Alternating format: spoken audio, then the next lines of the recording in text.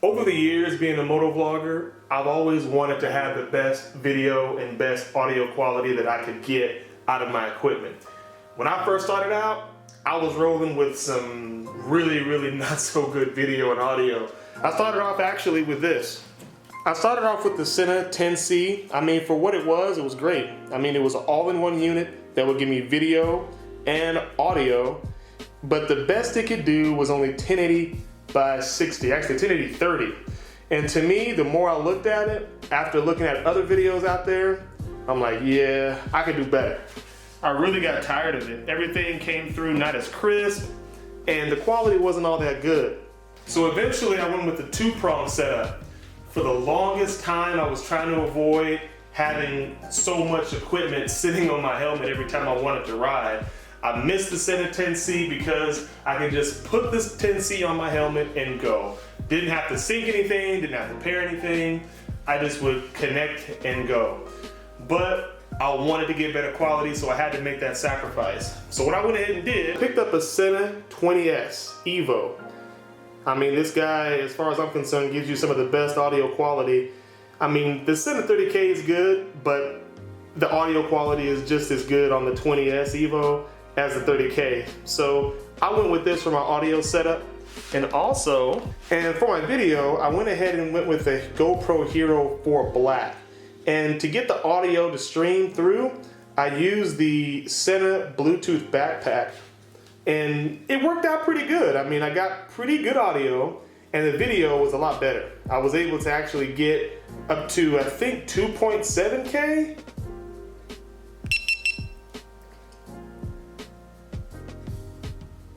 Yeah, I was able to get 2.7K at 60 frames a second. I mean, to me, that's really good. I'm not too big on 4K, but to be honest, the quality was good for the video.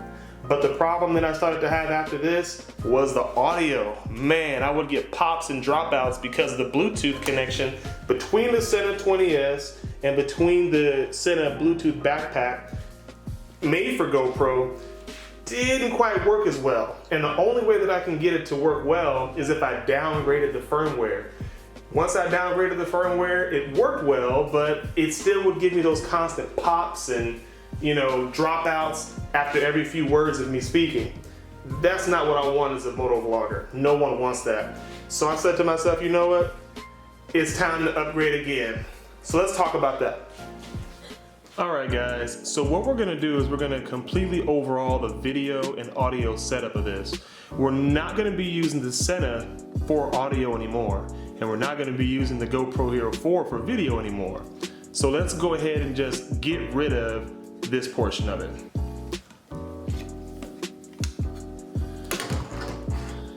Now, the mount that you see here is actually a mount from a girl and her bike.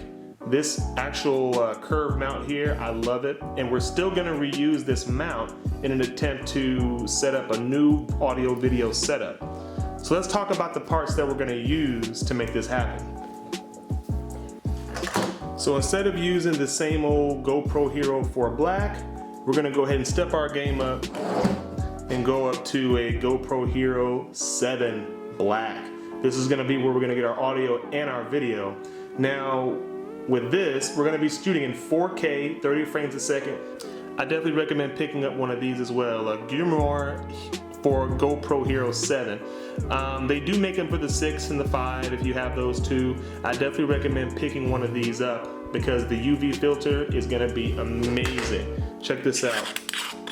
You can actually take it off if you want, and you can purchase other 52mm filters to fit your Hero 7. So definitely recommend this for sure. Unfortunately, we're gonna have to use this, the GoPro Hero 7 mic adapter. Yeah, we're gonna just have to get that. So expect to get this. Lastly, from Purple Panda, we're gonna be using their microphone. These guys have, from what I hear, the best microphone for action sports, motovlogs, what have you. So we're gonna be using a Purple Panda, and inside of the kit, you're gonna get this wonderful little sock to help block out all of the wind noise. So this is perfect. We're gonna set this up right now.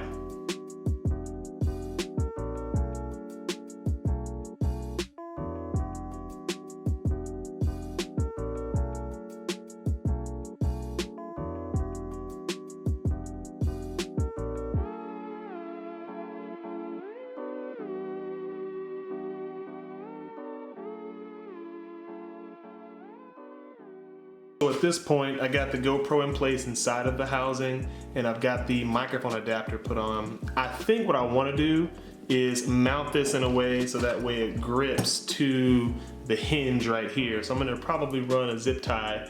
So that way, in case I want to change it, I could easily break it off, and you know, if I don't, it'll still be secure. So let's try it out.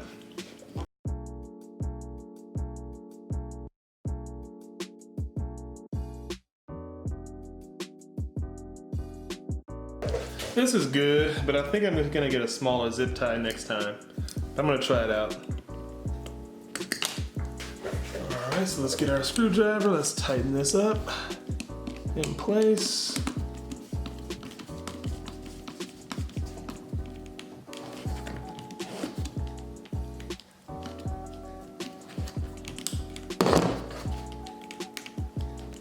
Awesome. There we go. It's pretty good. So far, so good. I can't complain. Now, the next part we need to do is run the actual microphone into the helmet. Let's do that next.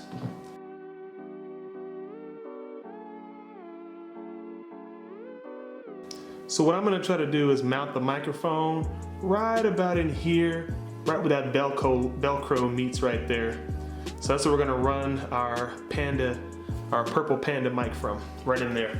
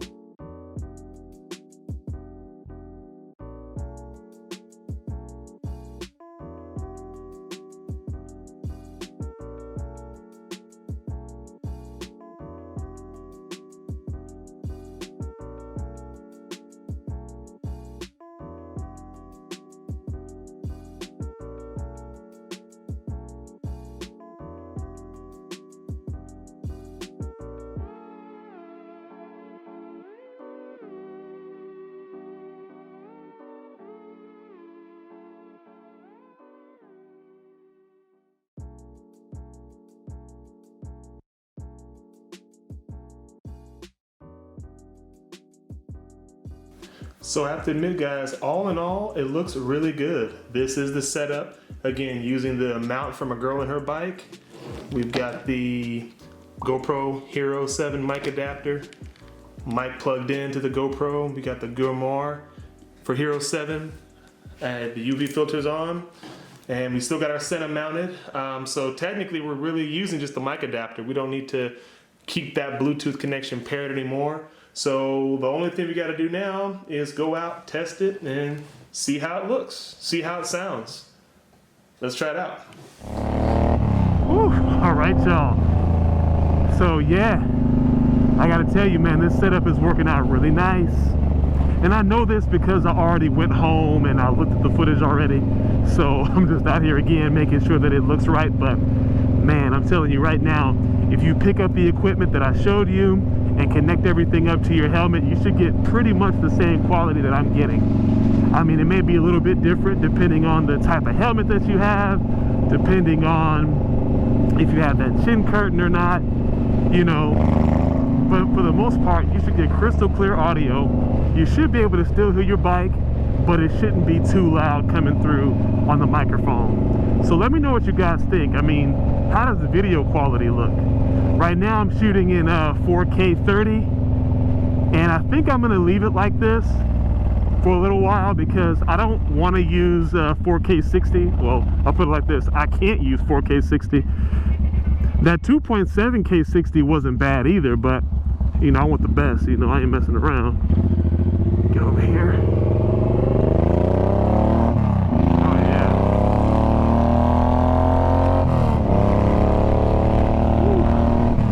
Yeah, buddy, man. So I'm really happy with this. The sound quality is good. The video quality, is excellent. I got 0 complaints out of the Hero 7 Black right now.